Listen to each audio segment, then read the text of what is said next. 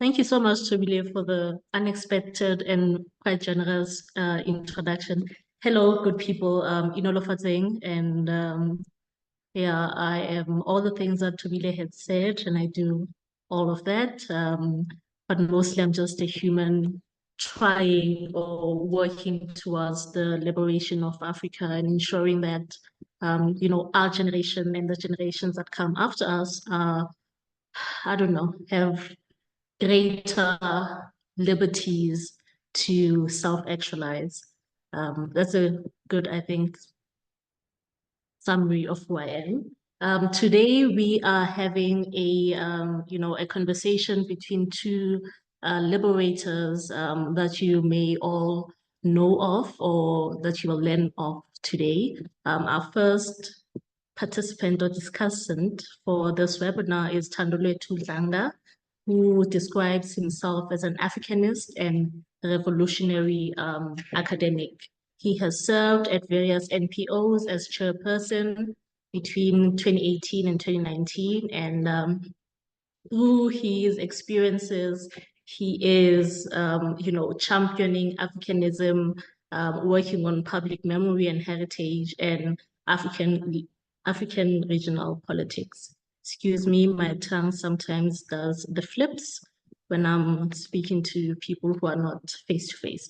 Anyway, so that's Thand'Olwethu, our first discussant, who will also be speaking at the African Liberation Gathering this Saturday on the 14th of September. And he will be contributing to the panel discussion on Pan-Africanism and indigenous knowledge systems.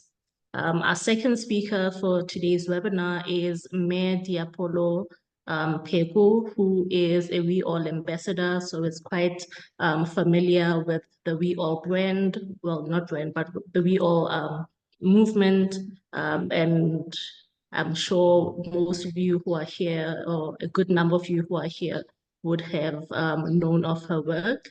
But as an introduction to this conversation, Mayor Pheko is a senior research fellow and political economist at the Trade Collective.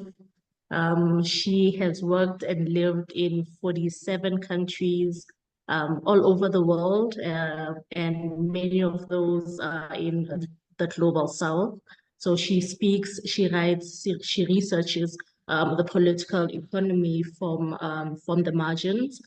She's also a feminist and has contributed quite extensively to framing policy for alternative development and alternative economic frameworks in Africa. So those are our wonderful, wonderful speakers who have agreed to share their experience, their wisdom, their knowledge with us as we unpack what we mean by defining or what we mean by African liberation.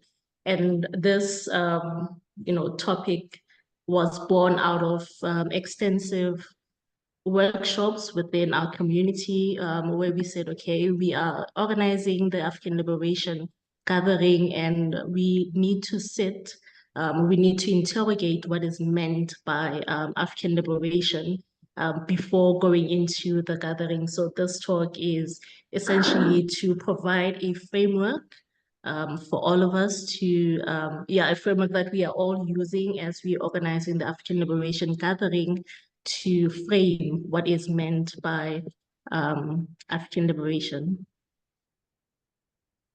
I had a sound, but it's okay. Mayor Liepollo and Thand'Olwethu, welcome. Well, thank you. Thank you very much.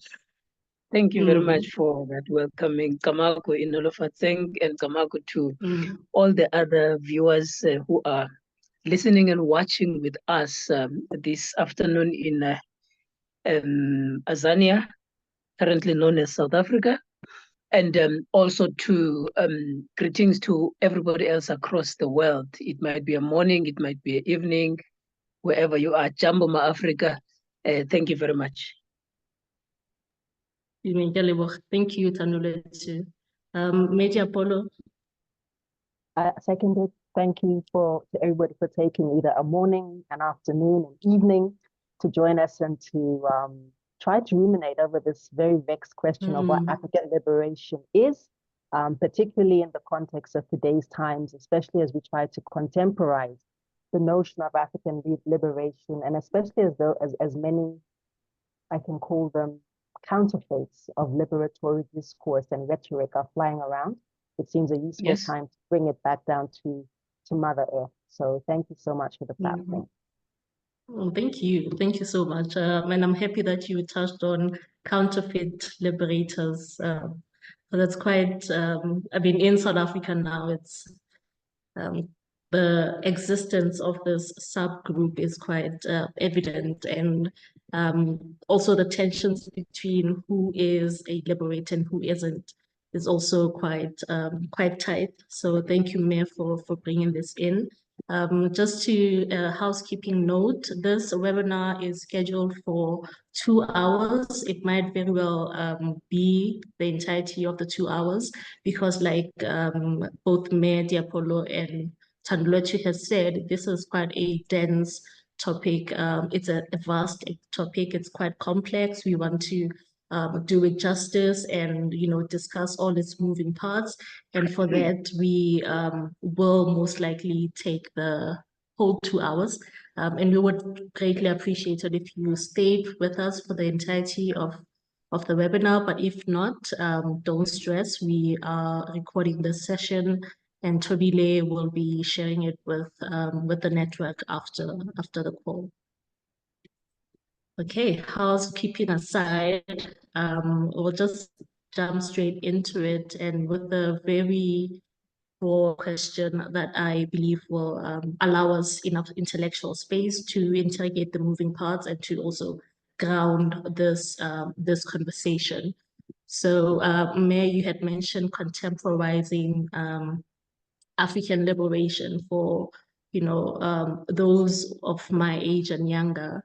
What would, you know, how do we imagine African liberation, especially if we weren't, you know, raised on Nkrumah and the different traditional liberatory literature. But we are also feeling the sense of needing, you know, to work towards a liberation because it's calling to us. So yeah, if you may enlighten us as to how do we contemporize African liberation literature or even liberation theory as a whole. Sure. Thanks so much, Nulaphatseng, and thanks again to everybody who's here. So I think it's almost impossible to de-link the contemporary moment with the historical, her historical, and our historical moments as well, which are offered by the canon that we have come to be familiar with, your Nkrumahs, your Nyereres, your Marcus Garveys, your Kaundas, and so on. And this actually arises from a couple of things. That strong tension between the mid-Atlantic slave trade, or the trafficking of human beings, the mid-Atlantic trafficking of human beings, which was one of the first poles of resistance, and adjacent to that was, of course, the resistance to colonialism, which was taking place on the African continent, or the motherland, as some people may characterize it.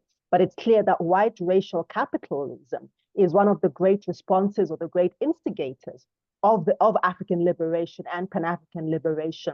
And it's also important to note that the worldliness of it, the globality of it, is such that I always want to consider us to consider African liberation as not only what takes place on the continent, but what takes place in Africa abroad. So the African diaspora being a very key part of that.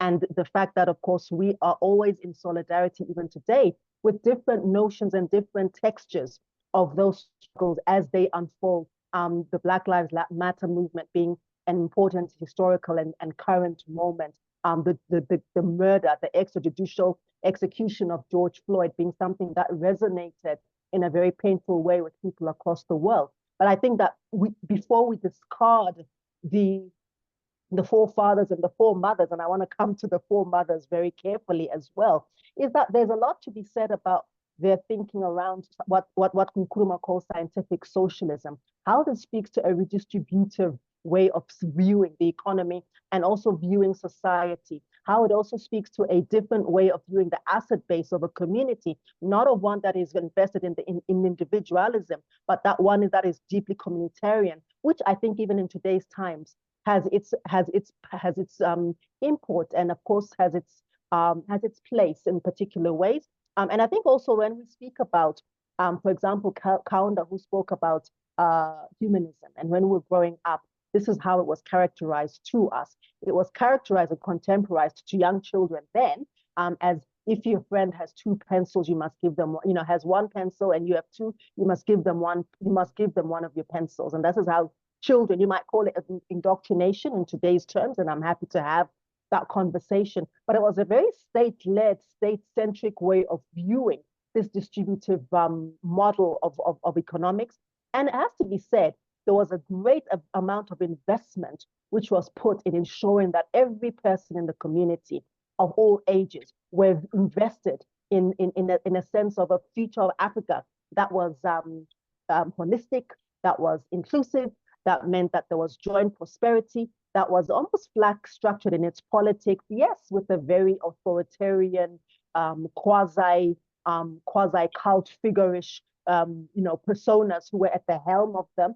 I would call that a characteristic of their time. Now, if we fast forward to today, I'm not sure if we have the same vestedness in a Pan-African or an African liberatory framework, because I think the language has changed so much. And as you rightly ask, Lopatse, how do we contemporize these issues? And I tend to think that in many respects, we have begun to almost have a historic view of what liberation means. It's almost as though Black Lives Matters is the sum zero total of liberation movements in perhaps in the diaspora.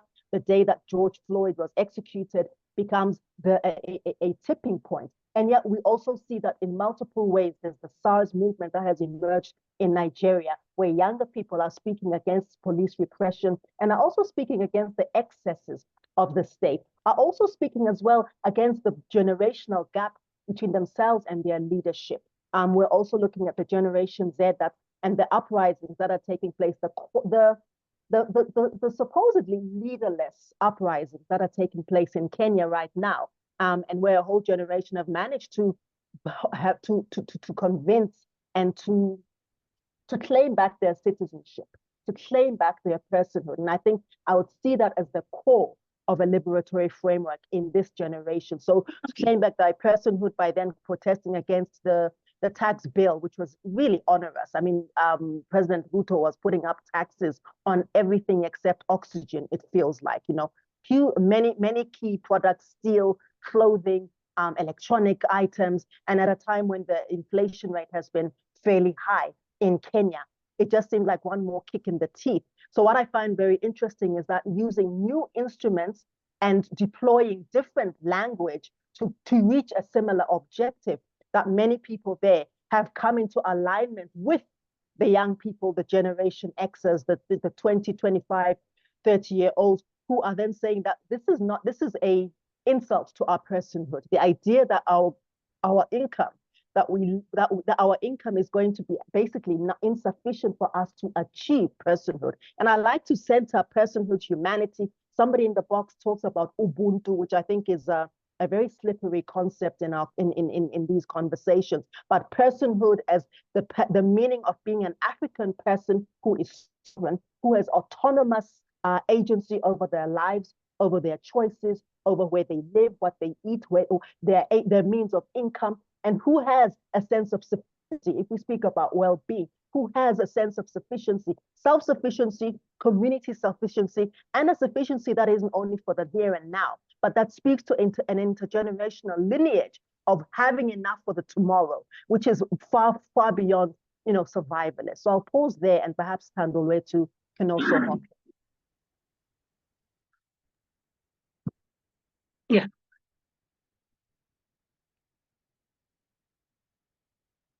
Thanks for that. Liepollo. For me, I would say one of the advantages of posing a question of contemporizing African liberation theory or African liberation rhetoric or liberatory creed is to first and foremost look at its roots, as Liepollo has mentioned, that the reason why we have to look at it and contemporize it is to say, okay, let us go back a little bit. What were the founding elements of this that we are experiencing? Why there is a need for us to continue the interpretation and reinterpretation, imagination and reimagination of African liberation? And I always identify at at the establishment of the OAU, the revolutionary and the liberatory grouping was beaten hands down. That we must just accept that reality, that the revolutionary group was beaten hands down, and therefore on the basis of that, a group that was more gradualistic, that was more reactionary in my understanding, took over the African, the OAU, and that has led us to these problems of disparities between the generations and the leadership, that has led us to these disparities of the control of the means of production in the African continent to be defined by a particular grouping of people. And on the basis of that foundational structure, it created these problems that Liepollo is talking about. We're picking it up in Kenya, we've picked it up in the Sahel, we've picked it up in the Arab Spring, we've picked it up, and we're picking up it in the country called South Africa to date. And everybody has begun to understand the things in an understanding of a pragmatic approach, a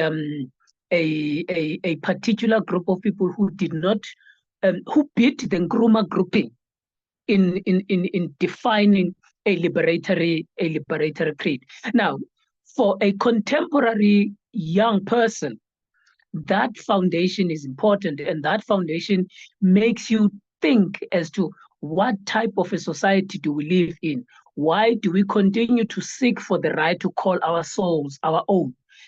Why do we continue to seek for our personhood? Why do we seek to find our citizenship? Because the foundation itself continued to pull with it the vestiges of colonialism, the vestiges of imperialism. Now, how do we reinterpret that? One thing for me is that 1963 is not the beginning of liberatory creed in the African continent post the liberation. But a year before, African women organized themselves and met up and decided and dedicated an African liberation element and theory. So when men began to meet in the OAU, women had already gave birth to the idea of a liberation outlook of how it is going to be in the future. But unfortunately, because the contents and the ideas of the time, patriarchal as they continue to be to this day, they suppress that understanding to a point that the majority of people think that African liberation theory, African liberation framework, and African liberation creed is man-made. It only belongs to men. And therefore, on the basis of that, the younger people and their identities, they feel excluded, and also the patriarchals within these liberation frameworks and these movements, they think that they have got the God-given responsibility to be the leadership of African liberation framework, African liberation movement, and African liberation theory. So I'm only identifying one element of how to reinterpret and imagine African liberation and the African liberation theory. And I settled specifically on the aspect of the women who had established this, not because I am the spokesperson of women, but I'm the spokesperson of men who had created a problem in identifying how African liberation must be contemporarized, must be made relevant to this day and age. So I'm pulling in that men are not the drivers but human beings should be the drivers of African liberation. And that is the way to reimagine and reinterpret it today. Thank you. Thank you. Thank you so much for both your rich, just delicious contributions.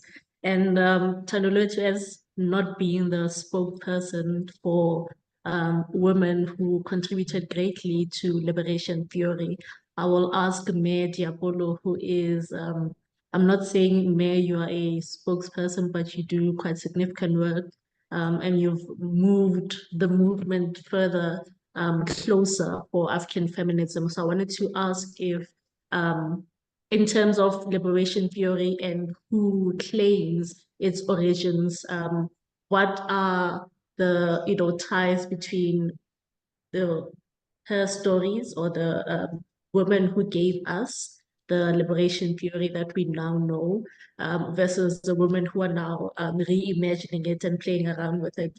Is there a legacy that we are seeing and that we are not seeing? Or what are the pathways that can be connected between those liberation theorists who are forgotten, most of them who are women, and what we are embodying now in liberation practices?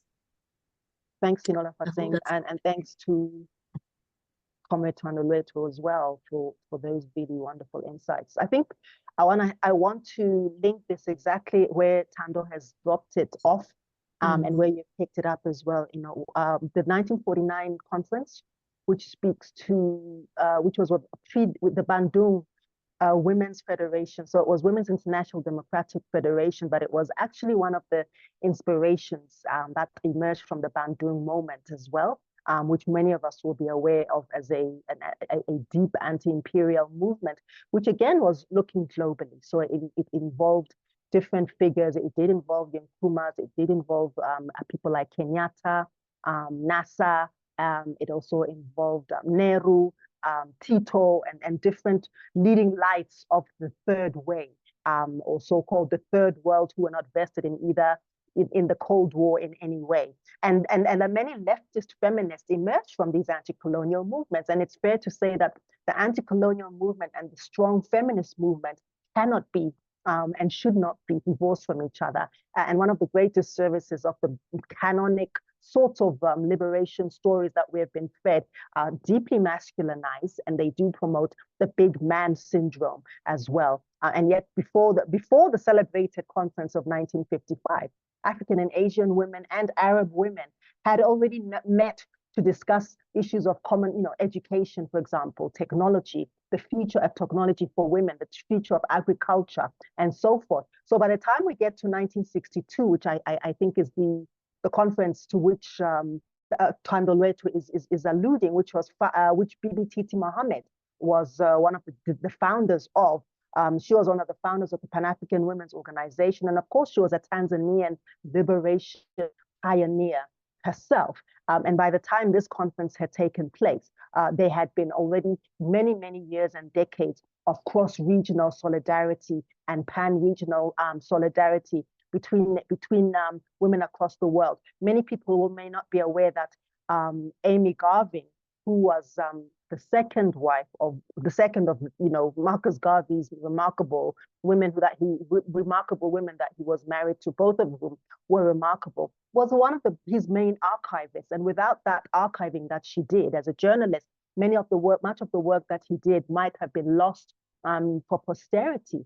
We can speak about Ransom Kuti, who, other than being the mother of a famous musician, Afro-pop musician, was of course one of the first women, a pioneering educator in Nigeria, a pioneering anti-imperial figure. She was then named as a chief, a king of her clan, and she was also one of the women who, although recognizing her class privilege, came into alignment with, as an ally, as an accompaniment with many of the market women against the taxes which the British were imposing on the market women. And that's very significant, because what we should also remember is that those taxes were part of the kitty that were funding the imperial, the imperial powers, which to this day, by the way, many of those taxes, what they have extracted for many of our countries, is what keeps many European and Western economies afloat to this very day. So the fact that there was a resistance by many women entrepreneurs in marketplaces across Tanzania, across Nigeria, across Ghana, led by women, is incredibly important. And then you can fast forward to Josina Machel, who of course is the first wife of Samora Machel, but again, she's so much more than his first wife, right? So she's a young woman who passed away very tragically at the age of 25. She walked to Tanzania to get training. She was compelled and just so ignited by the freedom fervor in her late teens, became an organizer. She was also a great friend of Eduardo Mondlano's wife as well. And she was a young woman who organized feeding schemes. She trained other women and she trained men as well. By the time, unfortunately, that she went to Soviet Union to get her diagnosis for what seems to have been a form of cancer, it was too late, and then she passed on. And even Graça Machel, although for some people she's a very complicated figure, she herself was also a liberation fighter in her own right. You can speak about Phyllis Ntantala here, who was an amazing Phyllis Ntantala Jordan, married to the Jordan family, but a fantastic scholar. And she wrote a wonderful book about the mosaics as well. They were based in the US and she died in exile, and she was lost to us, unfortunately, for many decades. But there have been myriad, I mean, I could talk about this all day, but there have been myriad women. And I think this is where I want to center us as well, is that the problem, one of the key problems with the liberatory framework that excludes a huge proportion of the population, is that we need to ask ourselves, how liberatory is it? And I think to link back to your first question, this is where I see a very useful generational shift, where younger people are not willing to accept, what people even of my generation, where it's like, we'll deal with these men as we're going along, kind of thing. We'll deal with this sexism as we're going along. And I think what I'm impressed about and inspired by younger generation is the unwillingness to not impose an intersectional lens on a liberatory framework, which is against ableism, classism, racism, sexism, chauvinism, heteronormativity, etc. It is a framework that speaks to the very many different intersections of power and of oppression as they continue to manifest. So I'll leave it there. Oh, I'm getting chills. I'm getting just chills of agreement. My spirit is in resonating, is finding resonance with what you just shared, me. And just with that, I also want us to bring it back to the argument that for current times, especially, we can have a liberation movement that is somewhat apolitical, somewhat that is also ignorant of the economic ties that are quite tightly on liberators, that are forming a tight noose on probabilities or the space that we have to consider liberation, and to what extent can we speak about liberation, African liberation, without necessarily interrogating the economic system that is inherited from colonial times and that is perpetuated through neoliberal capitalism. Can we even do it? A historic, a political liberation? Maybe I must jump in here.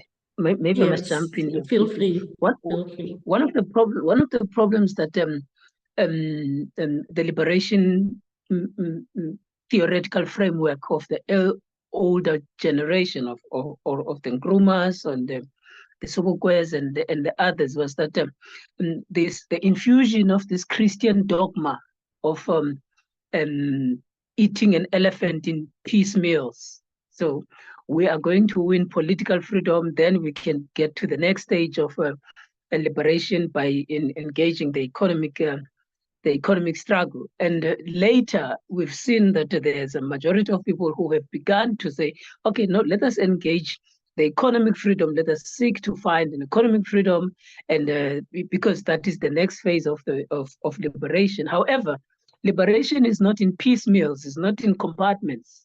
That only applies in theory when we do academic papers and where we choose a particular theory because we want to compartmentalize. But liberation is a whole. Personhood is a whole. As also Lebohang was speaking, the humanness, for one to achieve humanness, it's a whole dimension. It considers all elements of a society, an individual, their spirituality, their social, cultural, their political, the political economy, the state, the assets, the waters, the land, and it becomes difficult to want to compartmentalize liberation and African liberation. And therefore, in the context of today, it might seem like we are scrambling to make sense of everything, but that's what liberation means.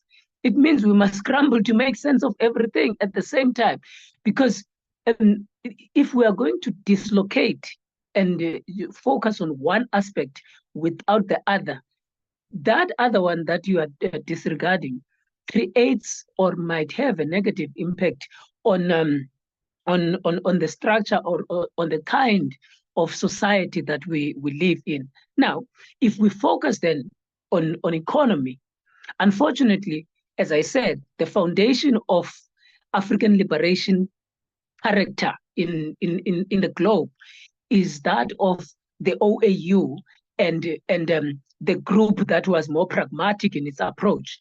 And that pragmatic approach grouping made it easy for liberal orientation of economics, the control of means of production, made it easy for it to influence how political economies of all our countries, all our societies, all our states as we see them, to establish this problem that we are in. Kenya is an example. A few years ago, I hosted some of my comrades from Kenya, and we thought that Ruto, because we didn't know where he was coming from, we thought that Ruto might be a progressive individual. And the person who said to me, let's wait and see. And 2 years later, Ruto has proven for us that he is part and parcel of the extension of the American imperialism and economic imperialism. But all I'm saying is these ancient ideas of economics have manifested themselves in our society to date, using different models, using different people, using different approaches. And if we can't analyze the root cause and the manifestation and the constant change of how they present themselves with us, we are going to struggle to meet our liberation objective. Now, in communities will focus on small things like, not small things, let me retract. Communities will focus on things that not taking us to the greater scheme of things when it comes to economics, but the essence of the economy and the essence of the economics and the essence of the assets of that society are controlled by 4 or 5 individuals. And we as the communities, we don't organize to control the majority of those economics. Now, in the contemporary, for me, in the contemporary, the separation of economics from the greater scheme of politics, the greater scheme of socio-cultural, the identity, the spirituality, the material, all of those things. For me, I think young people need to grapple with these things together, not forgetting technology, because technology is also part and parcel of making sure that we can achieve African liberation, and we can even develop a framework for a better African liberation structure. Thank you. For sure. Thank you so much. I think what you just shared, Thand'Olwethu, is tying in with Mayor Diapolo's point from earlier, in that our current liberation struggle is rooted on intersectionality, which is also one of our guiding principles for the African Liberation Hub. And with that, can I open to the floor, and let's see if the people have comments or questions for our speakers.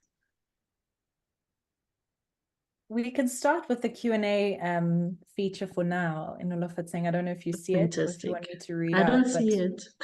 Okay, If I'll you read may, out the Tabile. first question for you. It Sure. says, as from Anonymous, as we pursue liberation, how do we hinder history from repeating itself where the liberators emulate their oppressors? Fantastic. Mayor Diapolo, Thand'Olwethu, please, if you may.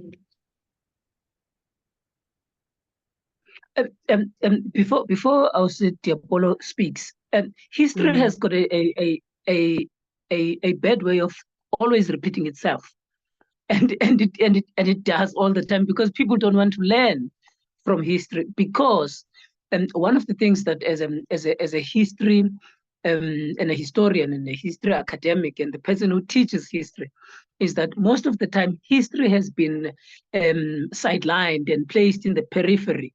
And on the basis of that, that is not a mistake, because the idea of continuing to oppress the Africans and the Pan-African ideal as well is to dislocate the African from their Africanness, dislocate them from their humanness and their personhood.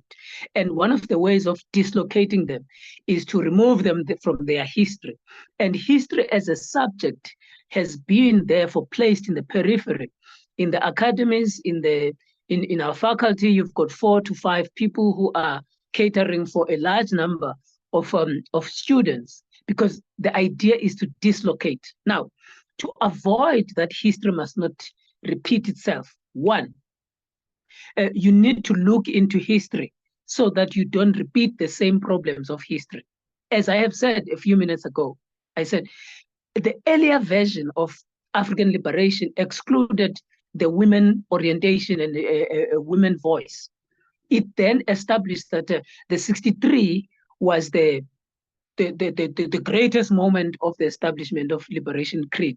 But a year earlier, women had established it. Now, if you go back to history, you will understand that. Secondly, I mentioned that the idea of eating the liberation elephant in piecemeals, seek ye first the kingdom of God and then everything else shall follow. That idea as well becomes problematic, because if you don't look into history to solve those problems, you will repeat them because you are thinking they have not been done before. Thirdly, the idea of pragmatic orientation all the time in defining liberation.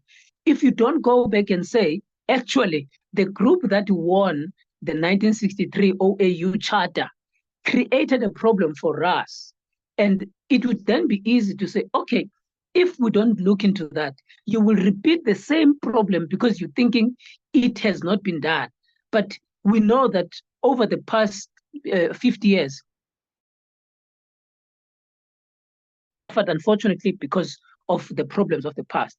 So you need to understand your history for you not to repeat the same mistake. Unfortunately, most people think that history is a waste of time. They think that understanding the past is a waste of time, but the past is a determinant of our future. It measures ourselves in the geography of history. For us to know where we are going, we need to know where we are coming from. We need better leaders. We need better people who analyze the society.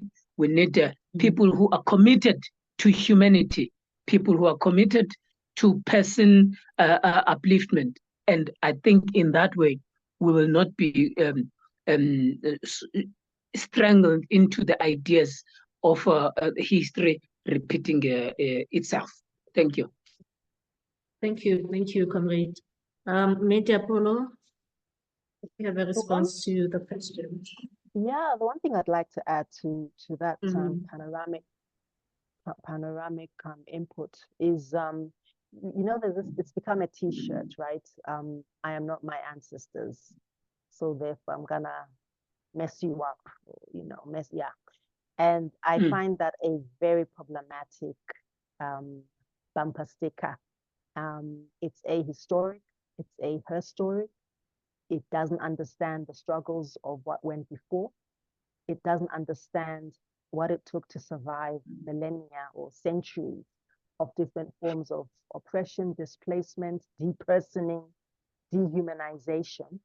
And it speaks to the very kind of ahistoric forms of non-knowing, non-seeing, non-remembrance, which do our struggles a great disservice. It also speaks to, I think my daughter's here. Okay, she's gone, she's fine.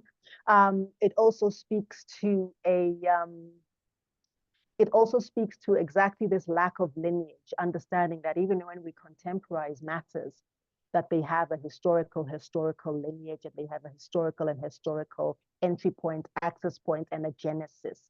And I would love to see a time when we don't see that T-shirt bumper sticker anymore, because it's extremely problematic. I saw it a lot during the Fees Must Fall.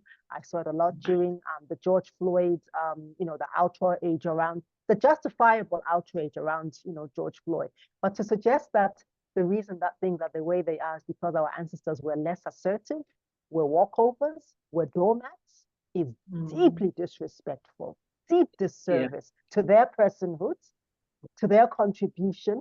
To have survived things like settler colonialism was not a child's play. To have survived exile or inzile was not for the faint. To have survived hundreds of years on a cotton field, and then to say, well, I'm gonna mess you up because I'm not there.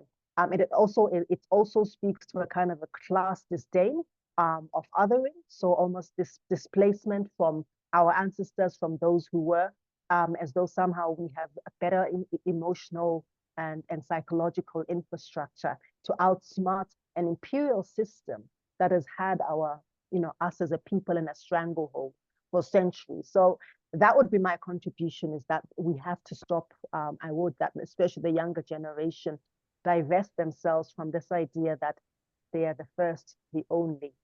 It's one thing to say that, of course, it's not for the previous generations to prescribe and so forth, but to also erase the contribution and to somehow diss what went before, I find that equally problematic.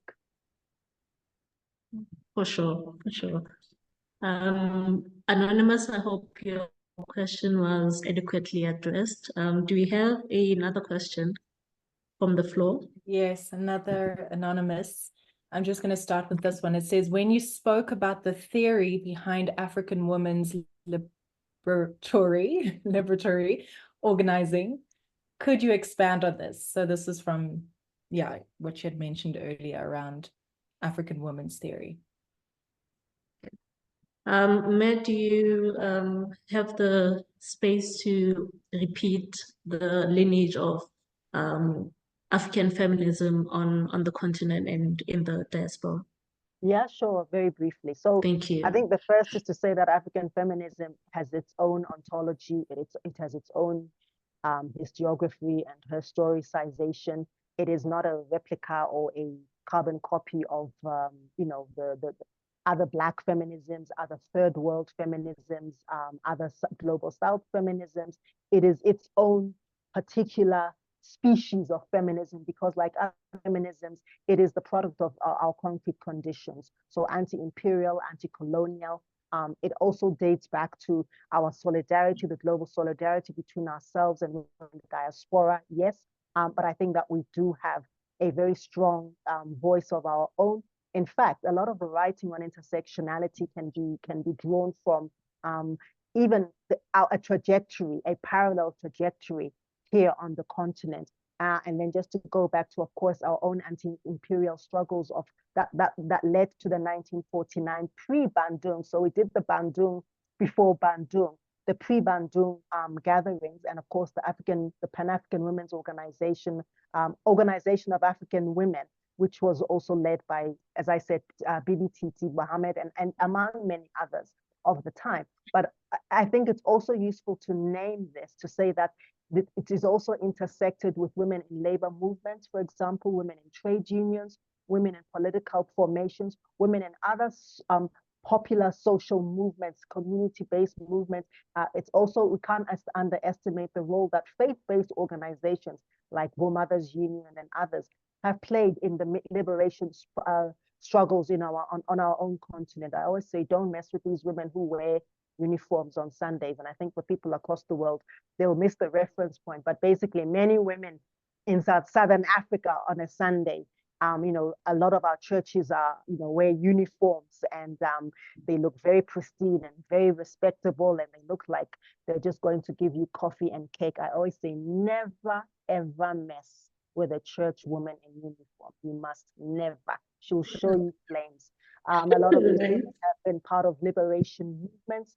They've been part of guerrilla underground movements. They have sheltered guerrilla underground movements. So even the role of faith-based organizations, I can speak to the Christian faith. I can speak less to the, to the Islamic faith movements. But I think that, that there's an intersection of this. And it also speaks to, I think that a lot of the politics of women's organizing also speaks to the politics of the everyday things, which is why we even have to reframe our language about who is and is not a liberation combatant. This became very important even during the time of the Truth and Reconciliation Commission, when people were asked to come forward, and many people didn't come forward. A lot of women wouldn't come forward because they didn't see themselves as combatants. And they were like, no, I just had some guys hiding in my backyard. I wasn't a combatant. It's like, come on, of course you were. No, some people just put some guns in my backyard. They just put some guns under the kitchen there, and had nothing to do with me. It had everything to do with you. Everything to do with you. That was a huge contribution, right? Carrying packages, acting as couriers, carrying messages disguised as, put the baby on the back and you've got a message hiding in the baby's diaper. I myself, my own mother, was one of these couriers. So I too was a decoy child as well. So, very much the politics of everyday life is what I think is a very important part of how women have played a role in liberation, but also as combatants, as people who held rifles, who took arms and made deep sacrifices for our lands, our many lands. Certainly. Anonymous, I hope also that brief, mapping of a lineage of African feminisms has answered your question. Do we have another question from the floor? Then we can yes, get back there's to two more, and I'd love to Olivia. ask them to open up their mics so we can hear your voices. It's one thing reading it, but it would be great to hear you. So Sibabalwe is the one. Yeah, I see you still here. If you want to unmute and share your question, we'd love to hear. And then the other one in the chat is, I think it's Itelinde. I might be saying that incorrectly, but please correct me if you're feeling comfortable to unmute and share your very valid question. Please and thank you. Good afternoon, colleagues. Good afternoon, everyone. I am Swabalo Stemele. My question, I don't think it was brought up or we talked about it, but my question is regarding African principles and what are the values and principles that we can use for a well-being economy that then can be used across the world. Yes, thank you. So Sibabalo, if I'm hearing you correctly, you're saying what are the principles that we are using as African Liberation Hub to advance a well-being economy in Africa? Yes, yes. Okay, all right. Thank you, well received. Maybe the other person can ask the question now, and then we can tackle both questions after. Hi, so I don't know if you can hear me. Hi, hello. Itelinde. My name's Ethelyn. It's hard to pronounce. Oh. But I come from the background where I'm really curious about the state of the land and obviously the history of how beautiful the land used to be prior to colonialization and almost the current state we have now. So that's kind of the background that brings me here today, because that's something that I can see the almost like breakdown of, you know, even in terms of like the structure of fences that we face that only colonialize and like, you know, colonialist structures bring.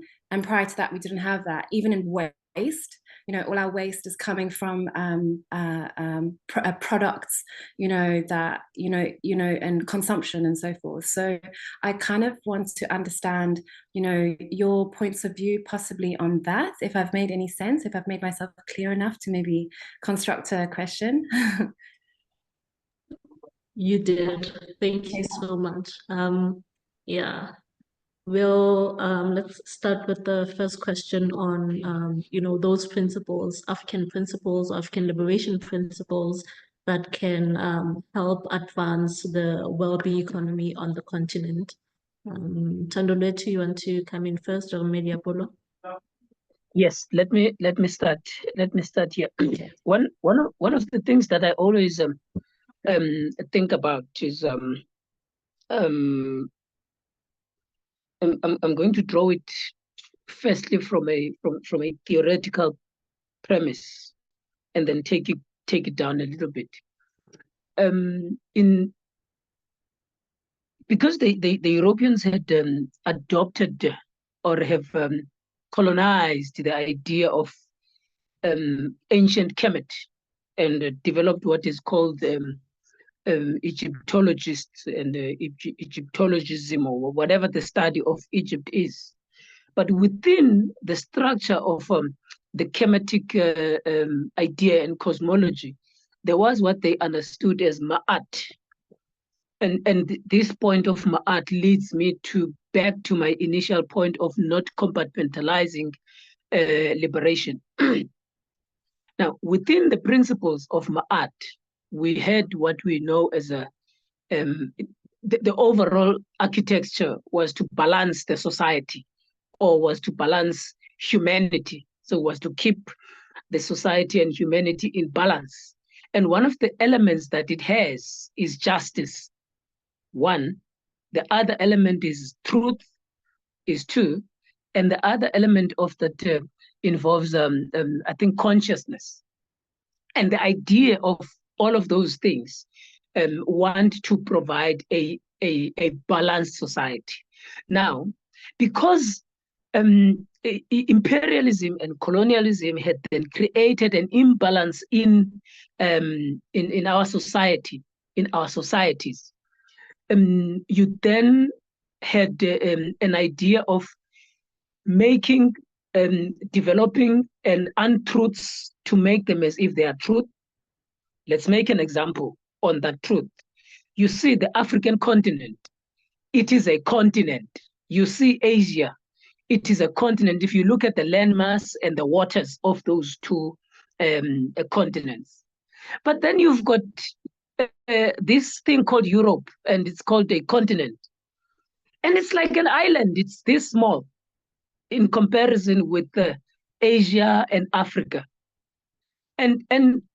But you then have Europe as regarded as a continent, when you can see it is like it is this small in comparison to other continents. It has become a continent. Now there has been a change in the truth, and there has been a taking what is truthful and make untruthful, and developing them and making them as if they are things that are truthful when they are not. So one element of or one principle of Ma'at, the truth, has been thrown to the ash can of history, and the imbalance already has occurred. And also justice has then been another aspect. Now, the element of justice is you've got the continent, you've got the African continent, the assets of the continent, of the African continent, including the mass, the land assets, including the human asset, including the water assets, have been transferred into other areas. And the element and the aspect of justice has then been compromised. Now, when you look at these principles, if you want to resolve and you want to bring African liberation economic principles that are taking us forward, they need to reflect, firstly, the element of justice. And one of those elements of that justice includes reparations. So when we do business economically with other societies, it must always be at the back of our minds that there must be elements of economic justice that must be developed. But secondly, another principle is the principle of truth.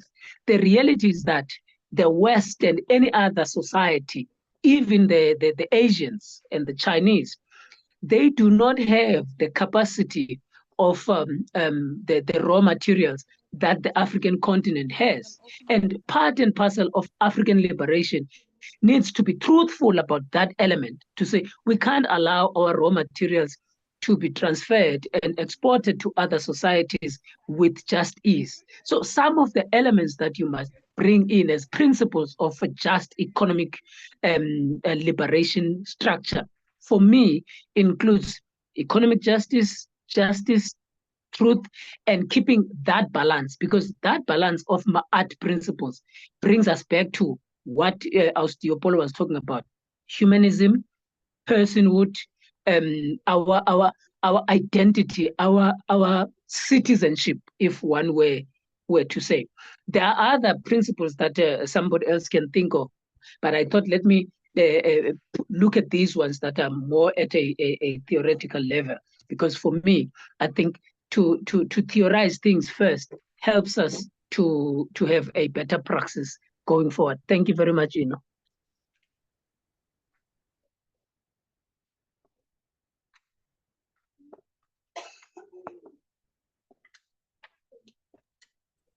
Thand'Olwethu? Okay, colleagues, I think we might have lost Thand'Olwethu. I think we heard Thand'Olwethu. I think you were frozen. Is it me? We heard him. Yes. Is it me who's We heard him frozen? well. Okay. Yeah, we heard him well. Yikes. I don't even know if I'm unfrozen. But Major Apollo, please, if you can add on what Thand'Olwethu just said with highlighting the principles. He brought in justice, he brought in truth. Yeah, I don't even know if I'm audible, but yeah. You're very audible. Thanks, Sinola Fatsing.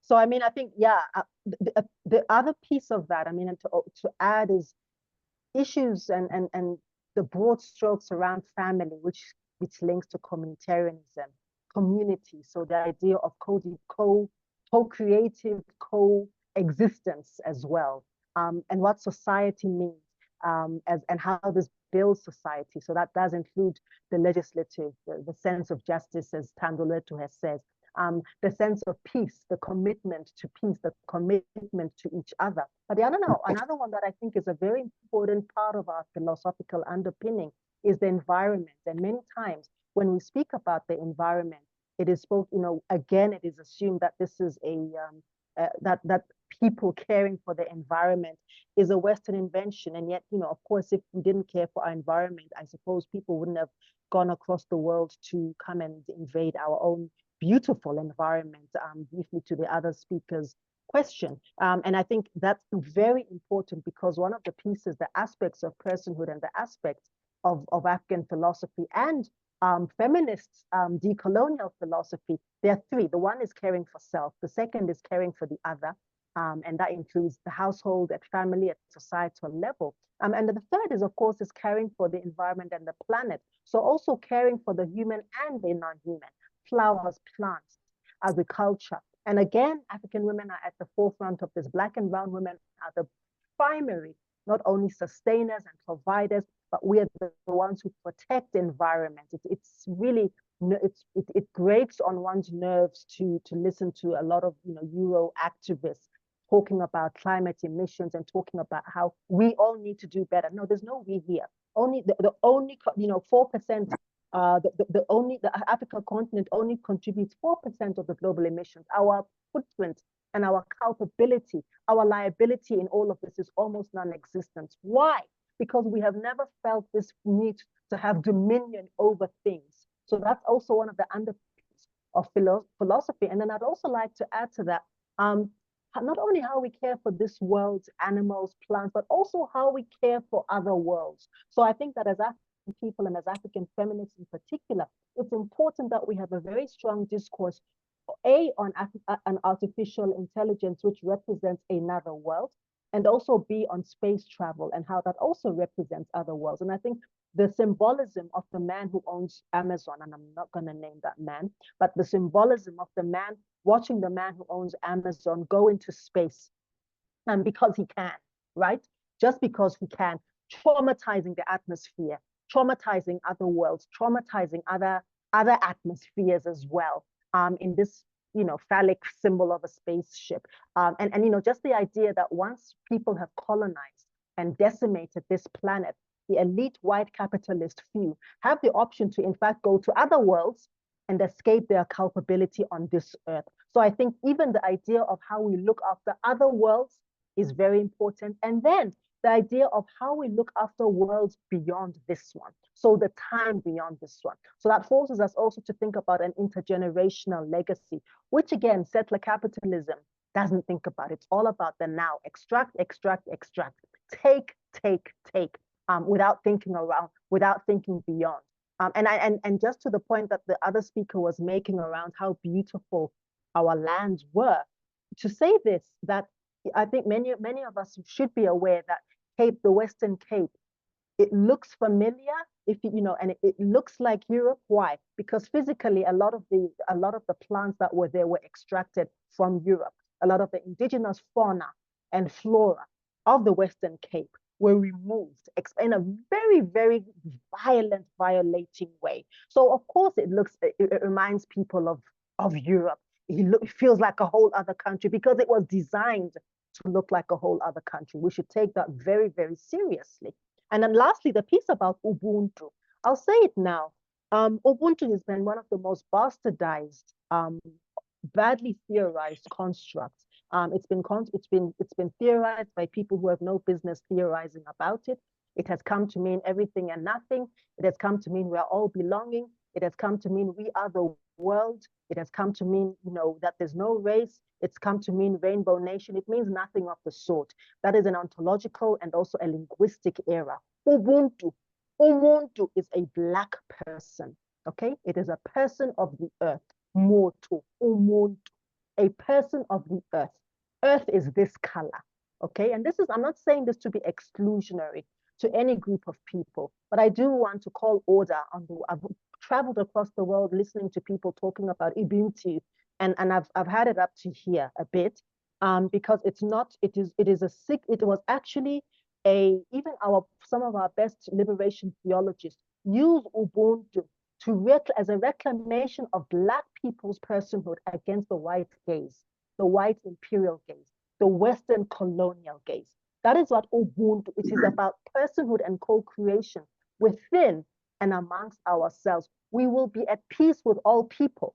But Ubuntu, in terms of that sense of cohesive communitarianism, was an African person's construct. And I really would love for us to stand corrected as well. So this is also to do with how well-being then speaks to the notions of co-creation, of coexistence, of peaceful coexistence, of a non-extractive existence, of an existence that speaks to going back to the earth, of an existence that recognizes that, neoliberal profit-driven capitalism that takes without replenishing isn't sustainable. And it's not even sustainable for the global north. Many countries across Europe have been in recession, facing austerity. Not very long ago, about 10, 12 years ago, the Greeks, the Irish were also in austerity measures because this stuff doesn't even work in the minority world, certainly not in the majority world. So in terms of, the whole an eschatology, if you will, of how well-being and in fact African personhood link very well together, especially in the context of the Afrikan Liberation Hub. I'd make that submission. For sure. Thank you so much, Mayor Liepollo. I opened our website here, and I'm just seeing how the principle of solidarity also encapsulates not only us as humans and humans of different races, classes, genders, but also the broader environment.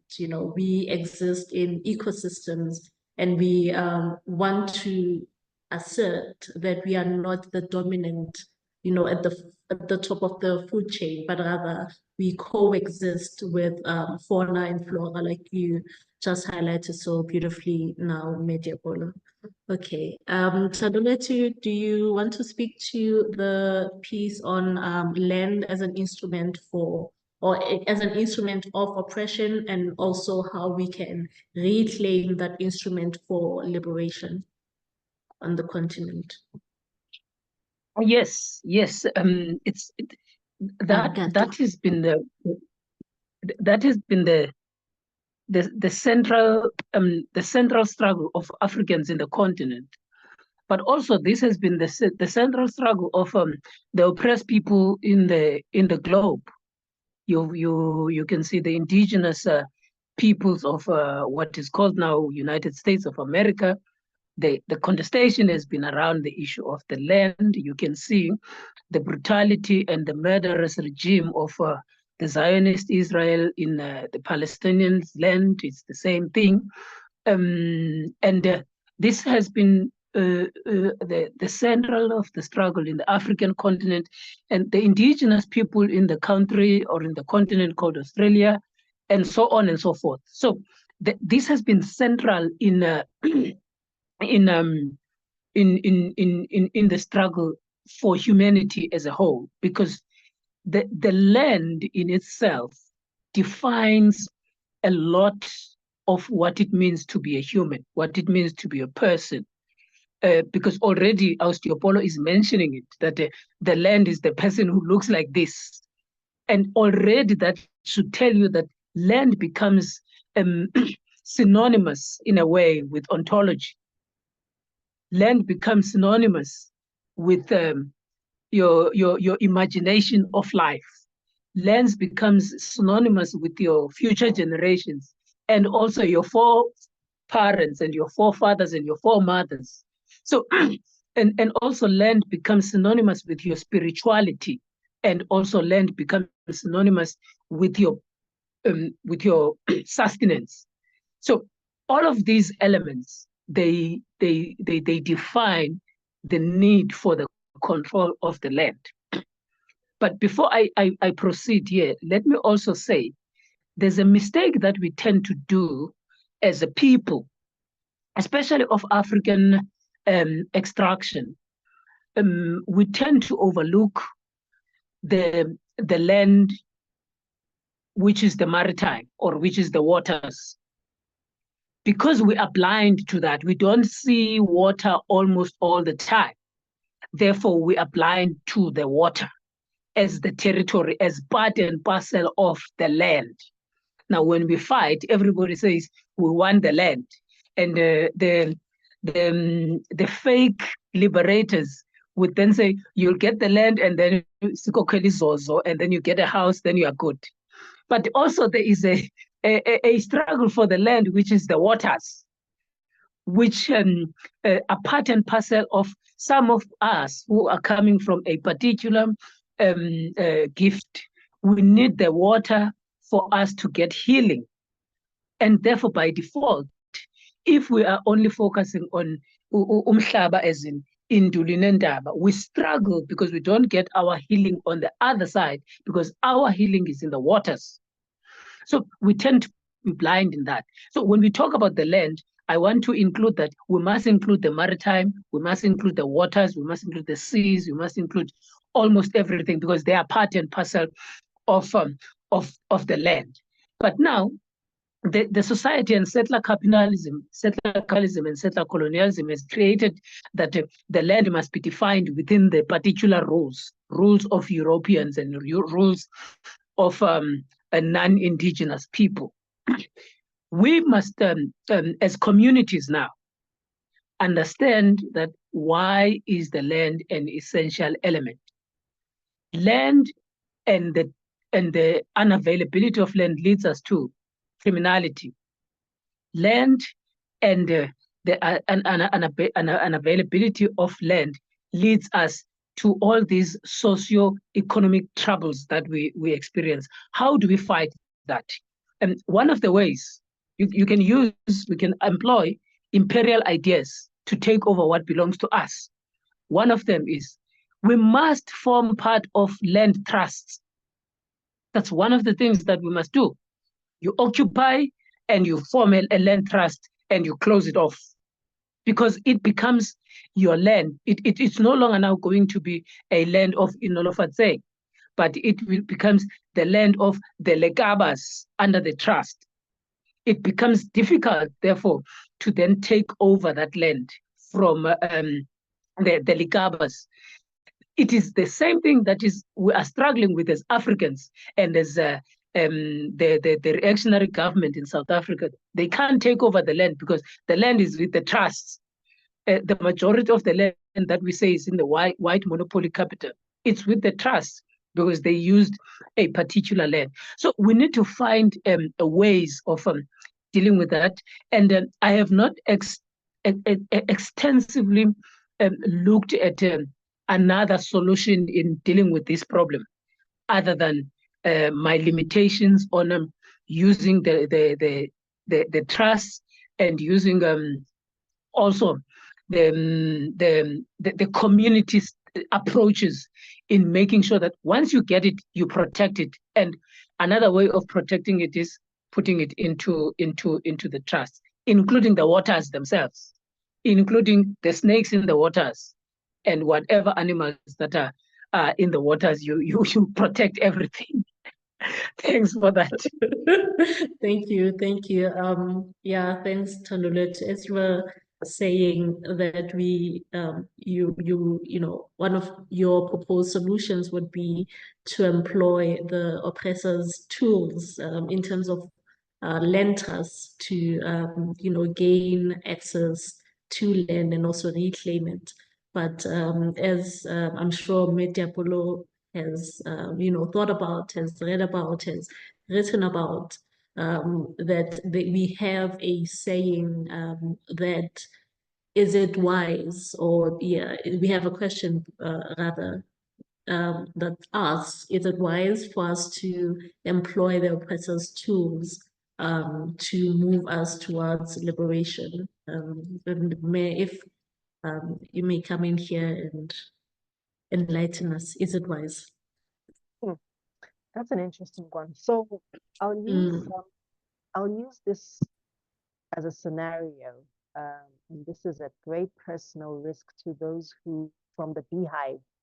But Beyonce, otherwise known as Beyonce, and Jay-Z and Rihanna and the other sort of young Black capitalists whom we've seen emerging, the way that these sorts of individuals are often platformed as, the great young entrepreneurs, philanthropists even, and oftentimes, punted as absolutely the success stories. And I'd like to really challenge this. And I mean, I think I'm using those as examples because they're in the public domain, they're in the popular discourses, and they also traverse that interesting terrain between just being entertainers, business people, entrepreneurs, and influencers. By they influence opinion and have voiced opinion about certain things, especially Jay-Z as well, especially around his thoughts on capitalism, as poorly constructed as he has articulated it.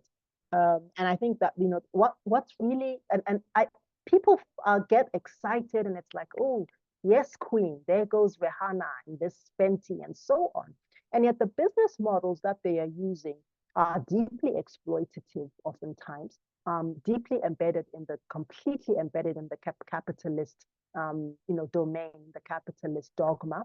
And of course, they are not only non-distributive, but they are very individualistic and laced with the bootstraps mentality of if you try harder, if you work harder, if this kind of struggle resilience Olympics that oftentimes is used as a justification of white capital, to oppress, to contesting non-white people across the world. there was a speech that Rihanna gave at, I can't remember where she was, at some swanky university where she was receiving a no, we've never recovered from girl bosses, and indeed, some swanky university who were giving her an award for philanthropy, and I think even the word philanthropy in this context is really, really crucial as well.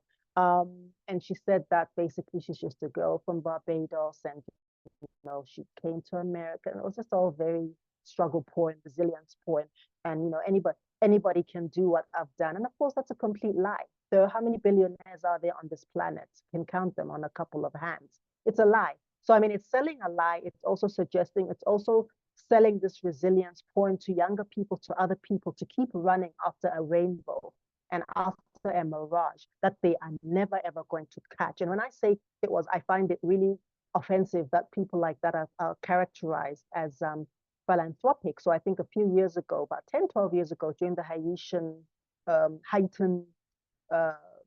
hurricanes, Beyonce and Jay-Z donated a few bucks, really in the scheme of their fortunes, a few bucks to the Haitian fund, right? And a few things, it's like, why do we need to know what you're giving? Why do we need to know how much it was? And this whole visible display of giving, and I compare this with the generation before of people like Sidney Poitier and Harry Belafonte, who as civil rights activists in their era would go across state lines carrying cash in order to fund certain civil rights activities, often anonymously. And some of these things only emerged after they passed away or in their very, very later years, and they had not disclosed these things. So I think that, the whole notion of what philanthropy means versus money laundering capitalism means, and us then wanting to replicate those models on an individual level is very problematic, which is why I have a very ambivalent relationship on a more macro scale with the BRICS formation. And I think the BRICS, for most people here, is an economic formation made up of, founded by Brazil, Russia, India, China, South Africa, the small S, and now expanded to a few other, quite a ragtag of many oil producing countries as well. And even though it is useful as a potential counter hegemon to the United States, to the European Union, for example, and now, in fact, it represents about the population there of the people there. I mean, India and China alone is almost a third of the global population, right? So it's a significant, cognitively significant grouping.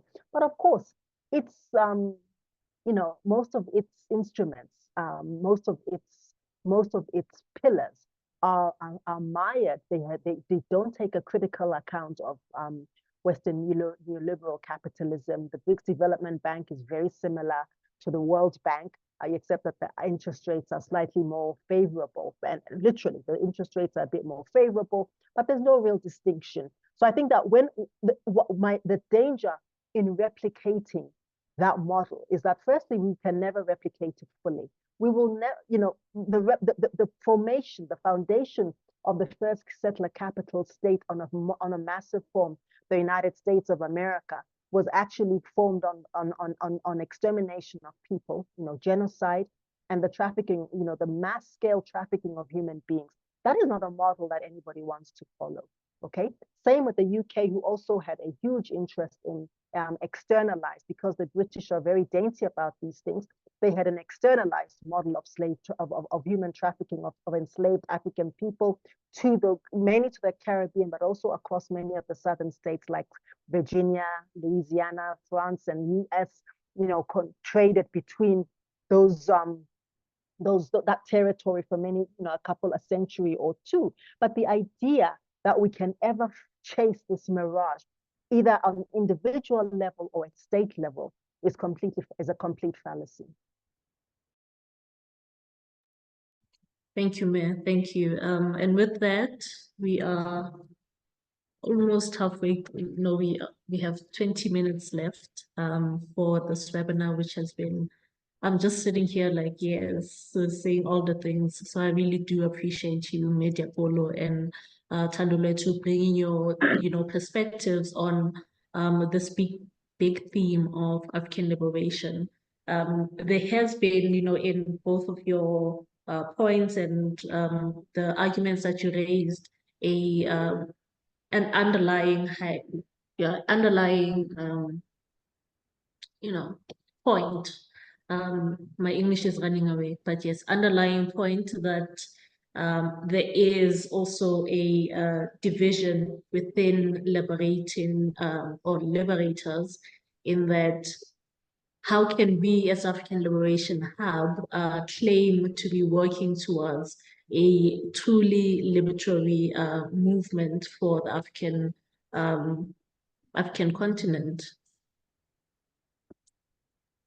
I also just wanted to come in there, Nolofatsing, just to let you know that there is a hand up. So maybe we could also bring in that question from Gwena, and then there's also more that have been written to me. So as a host, just letting you know, bring me in for those other questions. But I think Gwena's had their hand up for a very long time. Okay, Gwena, go ahead. Yes, hi there. Firstly, Hello. thank you, Madam. Hi, everyone. Firstly, thank you, Madam Thand'Olwethu and Liepollo. I really appreciate this. My question is that obviously with beginning of liberation and whatnot, you have to have an access to information and an access to understanding how you can develop your own tools. So my question is, how do you balance the over-intellectualization as well as allowing people to access into the liberation? Because academia has a high barrier of entry. Academia has a very high barrier of entry in terms of finances, and not everybody can have the access that they need to really understand, well, not to understand, but have the access that they need in order to fully understand what needs to be done within their own space and how they can challenge their own space. So my question is that how do we balance the two between dismantling the barrier of entry, but also stopping the over-intellectualization of such liberations, so that it can allow a lot of people into the liberation of the people? Thank you. Fantastic question, Gwena. Thank you. One of our actually guiding principles at the African Liberation Hub is radical engagement, that we hope to, break down those barriers or those walls between intellectual, embodiment of liberation theory and actually doing the work. So, Mayor Liepollo Thand'Olwethu, you're welcome to unmute and address Gwena's question. So I think that this praxis between practice and theory is one that many of our foremothers and forefathers have done incredibly well. And there's always the danger of this binary between over-intellectualizing, as Abuti Gwena has said, and then overthinking liberation praxis, and then doing without the thinking, right? Doing without the analysis and the reflection as well. And I also think that it's a false binary to think that the one cannot complement the other as well. And I hear a lot of young, activists of all ages and stages and who's saying stuff like, well, the revolution can't be put in a book. Well, but I mean, that Fanon that you're reading is from a book, right? That Cabral you're reading is from a book. Somebody sat down and reflected on some of these ideations. That Sobukwe you're reading, or somebody had to read that. That's whoever these are. Somebody had to read these as well, and somebody had to write and think and reflect and to gather themselves. And a lot of our great practices we have gathered from different places and from different sources. We talk about the pedagogy of the oppressed, right, by Paulo Freire. He had to sit and think and write all of this down. For it to become sort of one of the guiding lights that many of us use for our participatory way of engaging communities on a multiplicity of issues. So in as much as the academy has a lot to answer for, and I think that we need to de-academize the academy. So the academy doesn't only belong in the university there. And I was sad to read today, I think on Twitter, that one of yet another library in Johannesburg is being closed down. And that to me is one of the great contradictions and disconnects between the people that we strive to be, and of course, again, another delinking from accesses, from easy accesses and portals of knowledge for people for whom, going to exclusive books to buy a 300, 400 Rand book is beyond, it's beyond most of us, right? For whom even a safe space to sit and reflect is often extremely is elusive. It's just another sad day, I think, in that regard. But I think de-academizing the academy as well, and also the notion of community libraries, the living museums, these elders whom we speak of, who have this plethora, this wealth of lived experiences, and lived histories and herstories that they carry around with them, the things that they have lived through, and the ways that they have organized in the past, the ways that they have mobilized in the past, like the women I was telling you about that you must never mess with, the Sunday morning women in uniform, the things that they have, that they carry with them, that are incredibly evocative, and that the fact that the tools that they use, which are often very evangelical on the surface, as in Christian evangelical, but of course are speaking to much deeper, very deeply rooted social revolutionary constructs. So kind of a social salvation, not only a heavenly one, as it were, depending on one's view on these things. So I think that I agree, and it's yes, however, and there are no easy answers to this for people who have been trying to work at this intersection for a very long time. But I do think that there are things that at state level, at community level, share a book, buy a book, donate a book. I mean, those basic things that we used to talk about back in the day that I haven't heard us say and do for a really, really long time. But I'll leave it there for now. Yeah, the reading clubs and where we, share knowledge in someone's lounge or dining room, like we call it in Soweto, where we come and, de-intellectualize liberation theory and liberation literature, that it's not only confined in, the walls of academia. Yeah, so that's perhaps also another thing that we can use to return to, because we have done it before, that we, yes, go back to communal reading groups in someone's dining room, interrogating literature, having intense debates around the meaning, implied and explicit, of these texts that we are dealing with. Thand'Olwethu, as a radical revolutionary academic, I'm sure you have ideas on de-intellectualizing. One of the most important things, which is going to cover my theme here on responding to this question, is communalism. Now, communalism provides us with that on its own first responds to the question of linking the theory to praxis. Now, let's use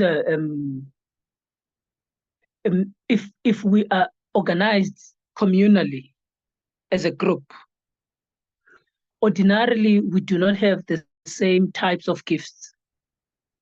So in the African tradition where I come from, in my family, I know that we might be 6 or 7, but not all of us have got the same gifts. Now, for the expansion and to make sure that whatever we want to achieve, we want to put in practice, one of us, the other one, kutwa Intlabi, so he's the one who will deal with the cow. The other one is a diviner. The diviner is the one who probably knows is Ubuntu. The other one is going to be the herbalist, and then you've got this other one that is a disciplinarian. And all of these people in this community, in this family, if you put together all their skills and their gifts, they produce the objective. So it produces something at the end. Now, communalism provides us with that advantage. The majority of times is that we have adopted this a market orientation of even in public servants, even in corporate, even as individuals, as academics, and also as activists. We have adopted this orientation of individualism. We think that you have to be, you must think about this thing, and you must implement it, and you must determine its outcome, and you must assess it, and so on and so forth. So to make sure that you strike a balance, do not work alone. That is the first thing. Secondly, we must accept that people outside of the academy, because the academy is Eurocentric and it is individualistic in nature, we must accept that we can learn and we can gather knowledge outside of the academy. For us who has been in the academy, and when we're doing research, we can go to places where we find out actually we're being taught. The only thing that we bring is the theory of the books, but the rest of the things we're being taught. Now, how do you balance these things? Another example is during the protests, I always say to some of the people who were part and parcel of the protests, I would say, we are ground forces, we're revolutionaries, we're going to be part and parcel of, we're ground forces. But everyone knows that at the end of this protest, the security apparatus is going to be brought in, and then you are going to be arrested, and then somebody is going to need a bail and a lawyer and so on. So why don't you plan for your arrest? Why don't you plan for when there's a need for a lawyer, a bail money, and so on and so forth? So for you to be able to make sure that you achieve what you achieve, you can't achieve it by being in jail. We want you outside and continue to do the work. But somebody must think as to how do we deal with the repercussions of what we are going to do, because we know it is going to happen in that way. Now, you can't do that alone. You can't be a ground force on your own and also be the person who thinks of these things at the same time, because you would have been arrested. So the idea of working together always provides us with an advantage of converting the theoretical element to praxis. And my brother is falling into the same trap when he makes this example of thinking that university is a determinant of knowledge, or university is a determinant of theory, or of theorizing. Listen to umama yaphela imali yami ngibhalela wena awungiphenduli ngani. Now this person this person is theorizing from the perspective of the community, not from the perspective of the ivory towers. But I come in and I'm able to interrogate what Umamunogwe and Umamuleta Mbulu, when she says not yet Uhuru, they are theorizing from another perspective. So it does not mean that theory is embedded and it is located into the academy. Theory is something that we can live with, but it's just that the society has adopted a particular idea of what it means to theorize and what it means to practice. How do we balance communal, and communal? Thanks. Fantastic. Thank you. Thank you so much, Thand'Olwethu and Liepollo. Another thing I wanted to also highlight is the Afrikan Liberation Gathering that's happening on the 14th is designed to circumvent these imbalanced power relations between the community and the academy, where knowledge is, vested in all beings, even those who are not recognized as beings by the Western academy. So intellectual, exercises can, and we are also attempting to make a space for them to be, for us to exercise our intellectual understanding of liberation and to enact liberation theory in practice through different pathways. And one of those is the African Liberation Gathering on 14th. Excuse me if I'm sounding like a marketing, like I'm selling you stuff, but please do come.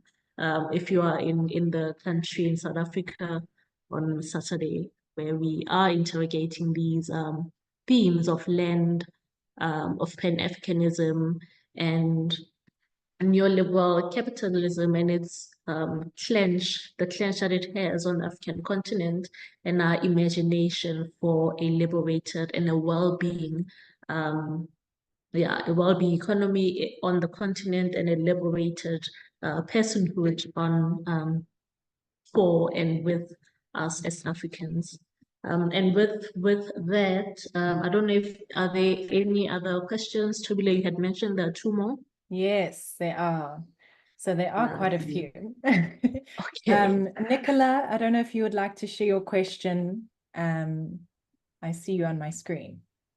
So feel free to unmute and then I can read the others afterwards. Hi, hello. Hello, hi. Yeah, thanks for the session, very informative. So my question was, we have a number of countries that were colonized throughout the world, and some seem to be doing better economically. And the example that I'm giving is Korea was colonized by Japan, and now currently South Korea is doing much better compared to our countries here on the continent. So what is it that makes them different, or the outcome different to where we are, is my question. Thank you.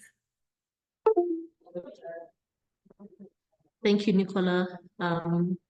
Yeah, I think your question also speaks to how do we, assess, or how do we quantify this betterness and economic progress? Yes. If we are using the the capitalist framework, then for sure, South Korea is, complying to that. But anyway, I will let Liepollo and Thand'Olwethu answer your question, Nicola.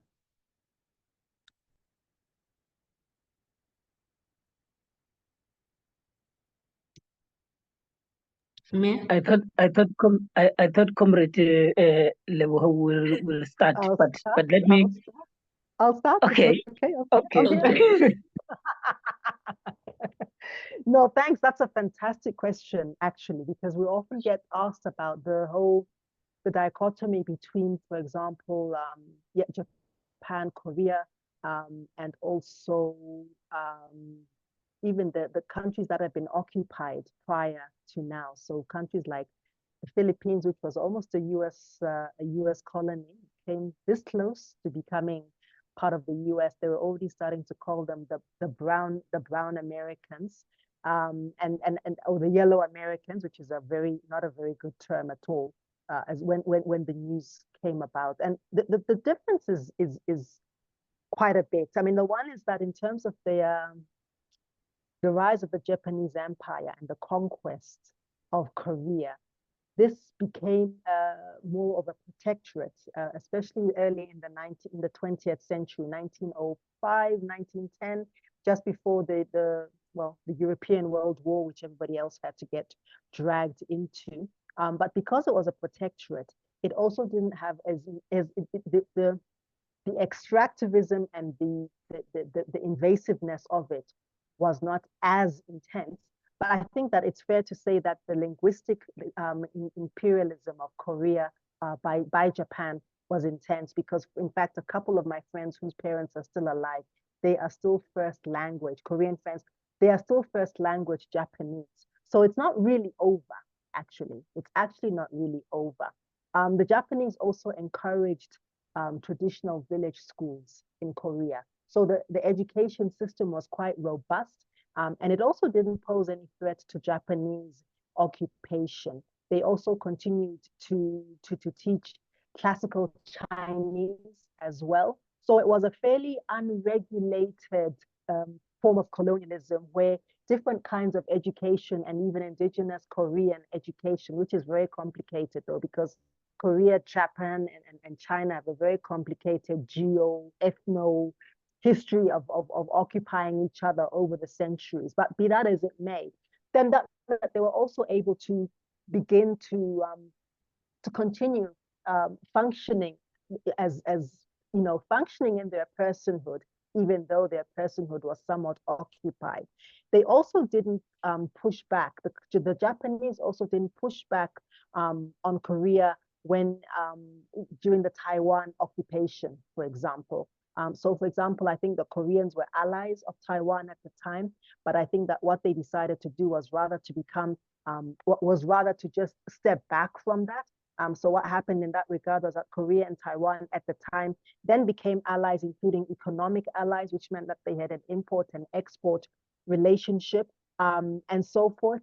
And even though the Japanese had managed to resist a lot of the colonial rule, that the Koreans had managed to resist some of the colonial rule, the Japanese had been quite a suppressive force in other regards. So, for example, there were militarized police, which were all over the place, who were then also parceled out to different parts of local administrations, collecting taxes, recording census data, building irrigation, and disseminating public information. But because as well, Korea was almost a vanity project for the Japanese, they also developed a lot of infrastructure, which in fact Korea is still, receiving the dividends of that socio-economic and technological infrastructure to this day. There's also a lot of agrarian development policy as part of their trade and commerce between Korea and Japan. So Japan wanted a neat, tidy colony.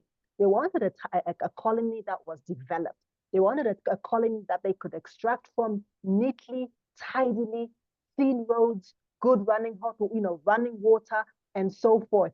And I think this is why, unlike the very extractive and brutal anti-developmental colonialism of African states, they had a completely different outcome, in my humble opinion. For sure. Thank you, Mayor. Thand'Olwethu?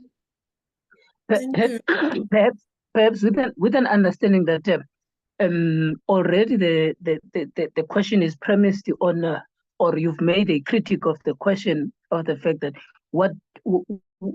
it's better in relation to what, and therefore on the basis of that, the question then becomes a little bit unfair, but we should entertain it nonetheless. For an example, if we look at the betterness of that economy, we're judging the question on the basis of the market economy outlook, the market economy ideas that have permeated what we call globalization, and whatever you call what is going on. You would say that that country is doing better on the basis that it has allied itself with a particular grouping.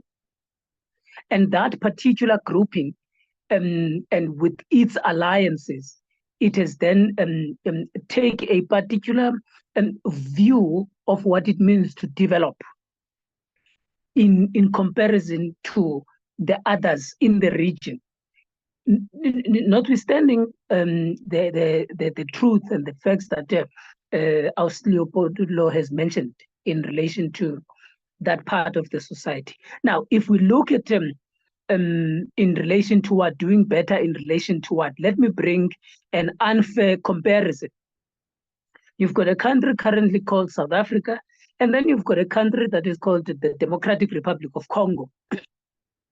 Both of these countries have been colonized. And both of these countries, in comparison to Japan, they are not doing better on a neoliberal assessment. But the difference with these two countries is that the DRC and the country called South Africa, they producing whatever that they produce, they are being extracted for the lack of development, as Lebo has mentioned. And they are what is supposed to develop them is extracted and sent to the other areas, which then benefits those elements, those countries, those societies. Today, the DRC has been in perpetual crisis, and the crisis was identified in 1960 by the Afrikan Liberation Revolutionary Grouping of Nkrumah in the Casablanca bloc. They had identified that problem because they said DRC is an example of what it means to be underdeveloped and extracted and so on and so forth. Now, even South Africa is suffering from the same thing. But because South Africa has got an advantage, there's a lot of European descendants in this country. So we're not collapsing at a fast rate.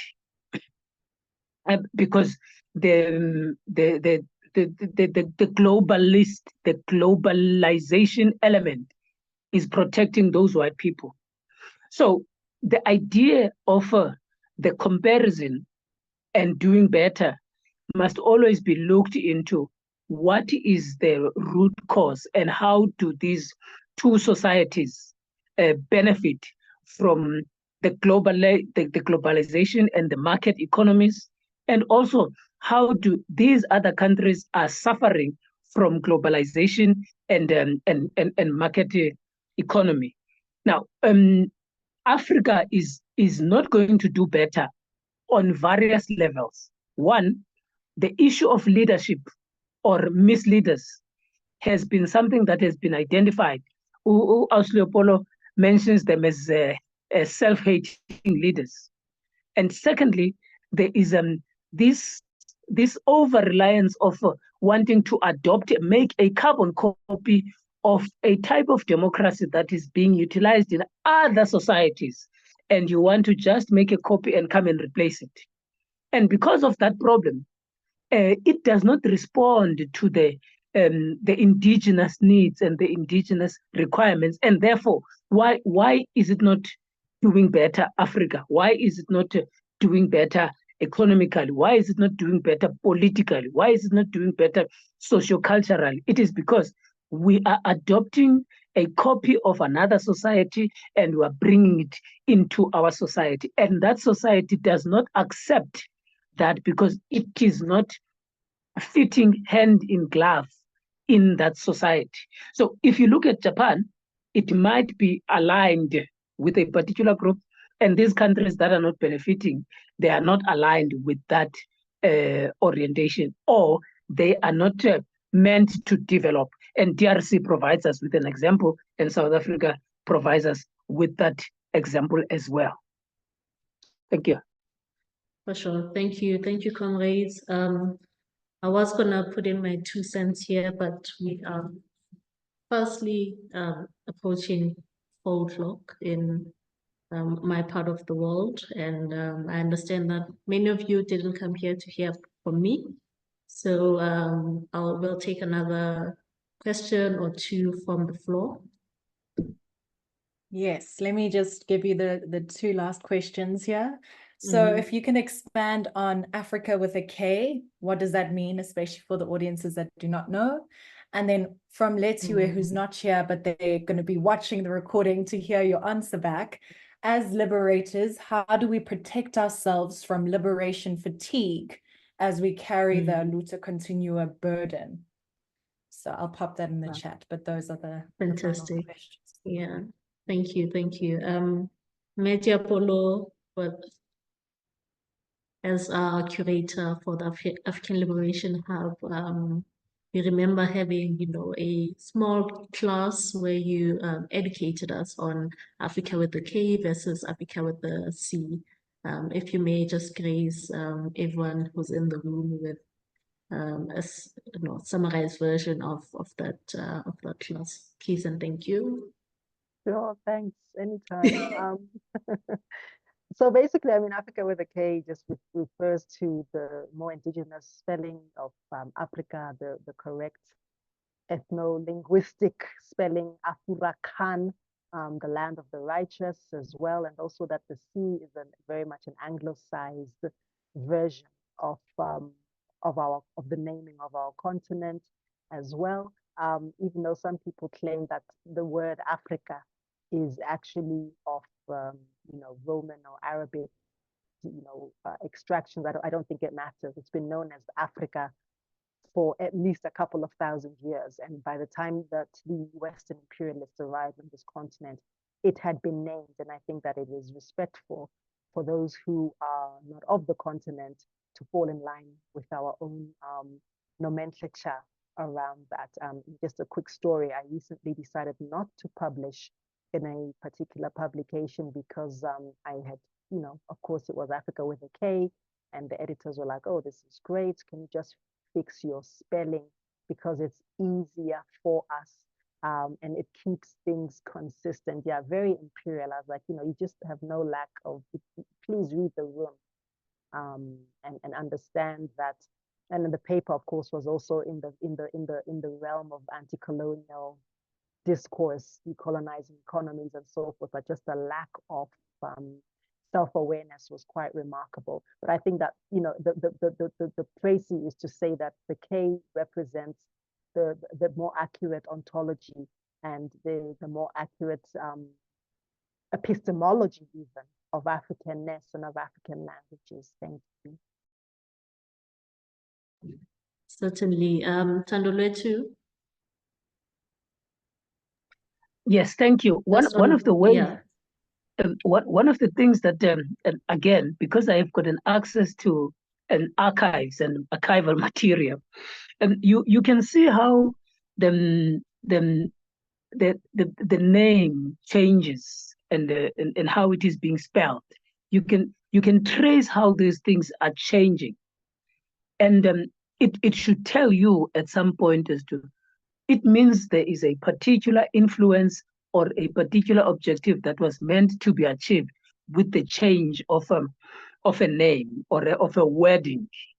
When you look at, there's an earlier version of how Africa is written with a K. And then over time, there was the inclusion of the C. And because people would then begin again to go back to those ideas, they come back and bring back the K again. Now, what does this mean? Again, Leepollo has mentioned earlier when we were doing an opening that the idea of these sessions and as a people, when we talk about African liberation, we're talking about reclaiming our humanness, reclaiming our personhood. Robert Sobukwe always says, we are continuing to fight for the right to call our souls our own.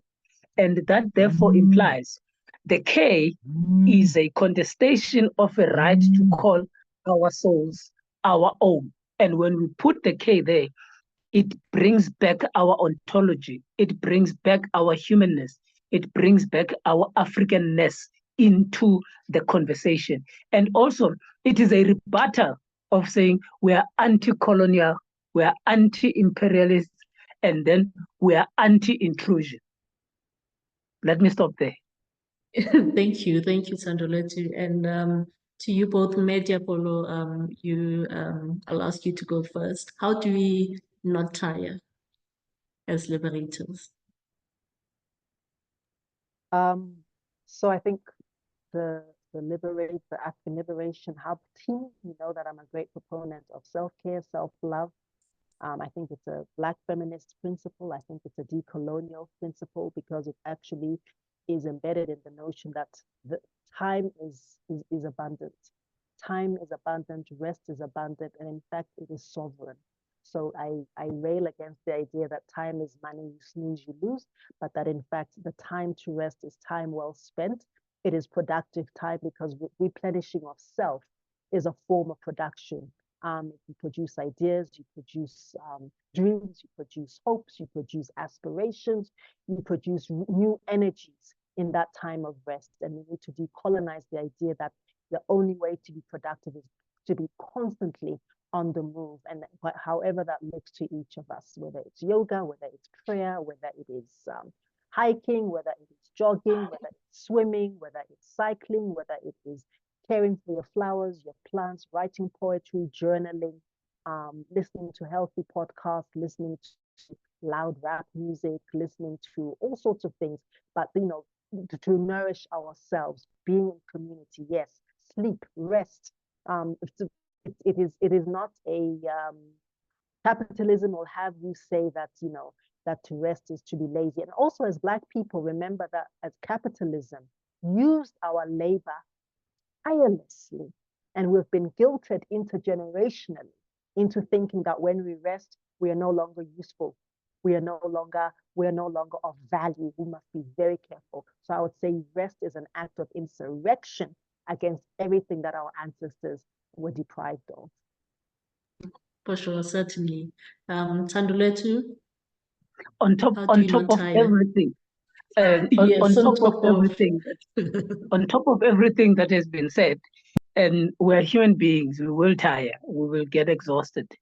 And then once you get exhausted, you will, and you continue, you'll burn out, and you will end up unable to do what you want to do. And at the end of the day, there won't be a liberator. So it will be -1 liberator. So self-care becomes essential. Self-care becomes important. Rest and rest and rest, because you can't work right through. But most importantly, there is another element to how do you become an activist? How do you not tire in becoming a liberator and an activist? A subjugation of the self, where you put the love of your people at the center, you put the love of yourself at the center, because when you love yourself, you love your people, and learn to say no. That is one important aspect. Learn to say no. Thank you very much. Yeah. Thank you so much both, and thank you the WEAll Global Network for hosting us as the African Liberation Hub, while we unpack and feel through what it means when we say we are the African Liberation Hub, and what does that mean. Yeah, thank you all for hosting us. I will give it over to Tobile. Yeah, all I can say is a huge, huge, huge thank you to our speakers. I just cannot tell you how much we appreciate your wisdom and your time. A full 2 hours, just of such incredible knowledge coming our way. So thank you. Yeah, we can't wait to continue this conversation even more on Saturday, as you can feel that there's just so much that we can explore having these types of conversations. So hopefully those who are able to come on Saturday, we will see you there. But for those who are global citizens, we also just want to acknowledge and appreciate the solidarity that you have as allies joining these types of conversations. It's so important that we bring these conversations into other spaces, and for people to really not just listen, but to actually really experience and feel the empathy that is needed in terms of these conversations. So I just want to say a huge thank you to our speakers, to you as the audience, and Inlo thank you so much for hosting this, and to the whole African Liberation team for putting this together. As I've put in the chat, there's lots of different things. We have these WEAll talks every month. So I'll do my global punt of joining the Wellbeing Economy movement. My email is there, so you're more than welcome to email me if you're wanting more information. And yeah, this will be recorded. Well, it has been recorded, so it will be shared with you to share with other people that are interested in these types of conversations too. So keep this conversation going in your different contexts. And we'll end it there. Thank you so much for your time, everybody. Thank you.